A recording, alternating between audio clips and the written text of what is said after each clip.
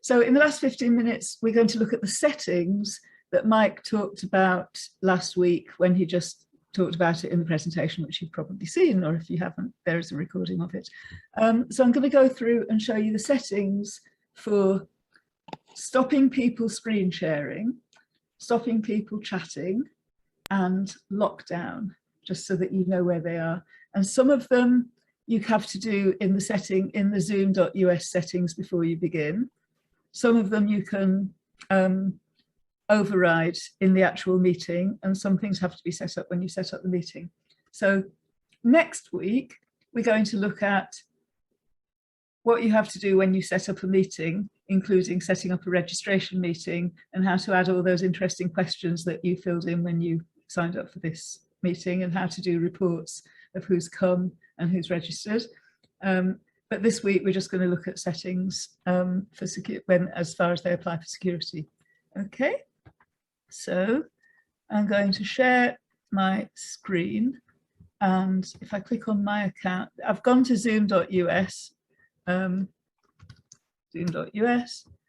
that takes me to this screen, and then I click on my account. I've already signed in, and I'm doing it with me rather than Skojek, so that I can change the picture. So the first thing is somebody asked about changing a picture. If you haven't got a picture here, you'll just have a little blank where there's a picture here. To change your picture, you click on, it usually opens on meetings. You've got profile, meetings, webinars, contacts, recordings, and settings down here.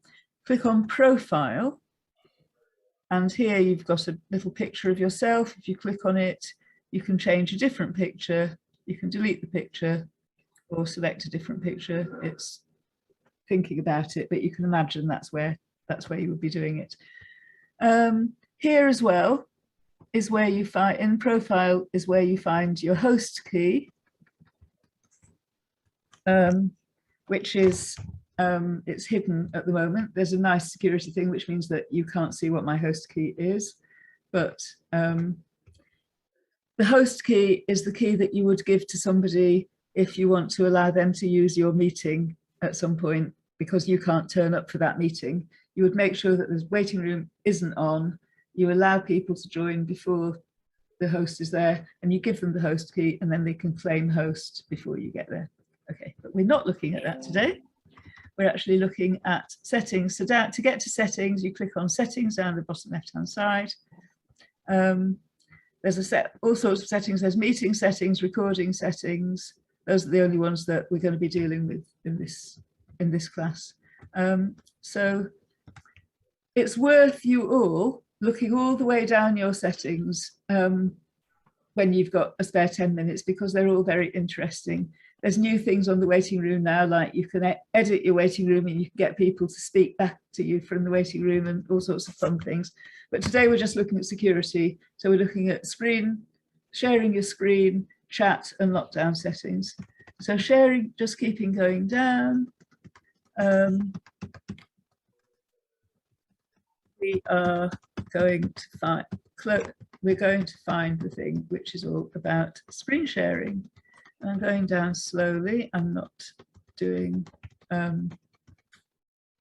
you can do Control F to find it, but I'm going down slowly just so that you can see all the different things which I'm not talking about, that you can go, ooh, that looks interesting. I'll go back and see what that happens. Screen sharing, here you go. So what we've got here is allow hosts and participants to share their screen or content during meetings. And you can turn that off entirely if you never want anybody to share their screen. And what we've got here on mine is that only the host can share their screen. And you can change that in the meeting if you want, which I'll show you in a sec. And it says disable there's an option of disabling desktop screen sharing. That means that if you have that disabled, then there's never any danger that what happened once in a meeting was that you all got to see my mother's will, which was up in the background of something else that I was trying to do. Ugh, not nice. Okay, that's the first one, and I'll come back after to show you where to do that in a meeting. Next one is annotation. It's a really important thing. I am just going to I've now just enabled annotation for others. So Mike, would you like to scribble over this screen for me? Or actually, all of you can do that. Just underneath where it says you're sharing Fiona's screen, and then it says options, you should all get an option to scribble over my screen, annotate. See who can be the first people to do it. It's very disconcerting and not a nice thing at all, and not something you want to happen. And it has happened to me in a meeting. So I'm going to stop you annotating now. It's one of the controls under my You Are Screen Sharing. It's under More, and I can do disable annotation for others. If I could actually get there. Disable annotation for others, so now you can't do it. You need to make sure that in your meeting settings, only the user who is sharing can annotate. That's a really useful setting. And then sometimes you might want people to annotate if you're using a whiteboard, and then you have to change it, but this is a good place to start. And the final thing is chat. I think if I go down, there's something about chatting in here. Might not be. Let's see on my little handout here. Yes, chat. I'm going to do Control F, chat. There you go. So in the settings, it's useful to have a blank slate. So at least in the settings, you do allow people to send chat messages, and by default, allow participants to chat with everyone and anyone directly. And the options are no one, hosts, everyone, or everyone and anyone directly. So it's good to have those options, and then you can change them in the actual meeting. And at the moment, we're allowing everybody to save the chat from the meeting. So those are the three things that I wanted to show you from the settings. And then, do we want to finish a bit earlier? So the only three things, so I'll just show you where those things are on here. Screen sharing, you can all do this if you click on the little arrow next to share screen on the bottom of your screen. And I'll share my screen so that you can see me do it.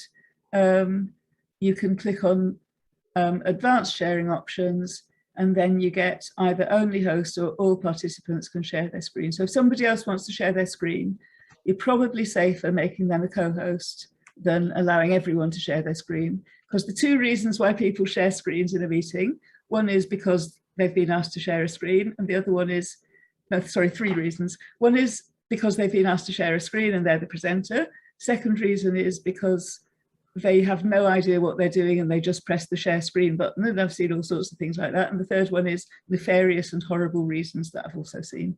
So you really only want co-hosts to be shared. People who want to share their screen should all be co-hosts. Then the chat, you can change the chat. I'm still screen sharing. So if you click on three arrows in the chat, you get options for the participant to chat with no one, or only with the host and co-hosts, or with everyone, which means only publicly, or everyone and anyone directly. If you've got, for example, the children, anybody under 16 in the room, you should not ever allow participants to chat directly to people, because you've got duty of care to make sure nobody's sending 16 and unders messages you don't want them to. And if you've got the Israeli ambassador in the room, then you don't want anybody to be chatting into the main thing and disturbing the talk. So I see people are leaving, so that's all that I wanted to say, except for the final thing, which is click on your, everyone can see the security button. There's a security shield at the bottom of your screen next to stop video. If you all click on that security shield, you see that you've got all the different options, and at the very bottom it suspends participant activities. I might do that at the very end of the meeting so you see what happens. And it turns off everybody's video and sound, so that nobody can hear anybody else until the host allows people to speak again. Okay, that's all that I've wanted to say. I've been rushing it a bit, but there's a handout as well. Mike, do you want to finish off? No, thank you, Fiona. Thank you, everybody, for joining us. Hope you found it useful. There'll be another one next week. This is the second of a series of 6. If there are particular topics you'd like us to cover, happily do so. Otherwise, we will make it up as we go along and hopefully add some value to your Zoom world.